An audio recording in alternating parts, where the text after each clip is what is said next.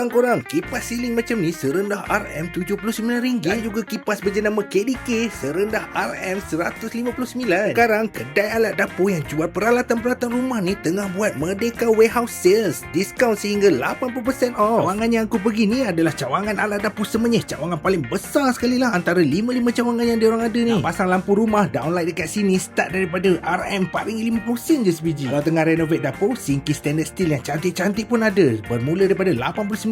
Yang macam ni ada, yang macam ni pun ada juga. Yap, ada pilihan waterfall sink, memang nampak premium lah. Dua pilihan color, ada color hitam dan juga color emas. Untuk kabinet 6-in-1 bilik air ni pun ada macam-macam jenis, serendah daripada RM79 tau. Mencari toilet bowl, macam ni RM139 je, murah kan. Untuk water heater dia pun serendah RM179 saja. Yang ini ada AC pump dan juga DC pump, datang sekali dengan shower rain tau. Kat sini bukan barang asas je ada, bahagian lampu pun lengkap tau. Ada downlight, wall switch, power track, chandelier dan macam-macam lagi. Bukan itu saja, untuk cooker, hood, brand-brand berjenama pun ada, macam Livinox, Rubin, Elba, Style dan Rinnai pun ada dekat sini. Selain daripada tu, kalau korang nak cari oven, microwave, dishwasher, ceramic sink, senang cerita satu rumah punya barang lah memang ada dekat sini. Daripada barangan biasa sampailah ke barang berjenama, dia orang ada tau dekat alat dapur ni. Kalau korang tengah cari barang rumah dengan harga yang berbaloi, inilah masa dia. Datang ke cawangan alat dapur Semenyih, cawangan paling besar antara 5 cawangan ni tau. Dan jangan lepaskan peluang, Merdeka Warehouse Sales dia orang ni diskaun sehingga 80% tau, daripada 10 Ogos hinggalah ke 31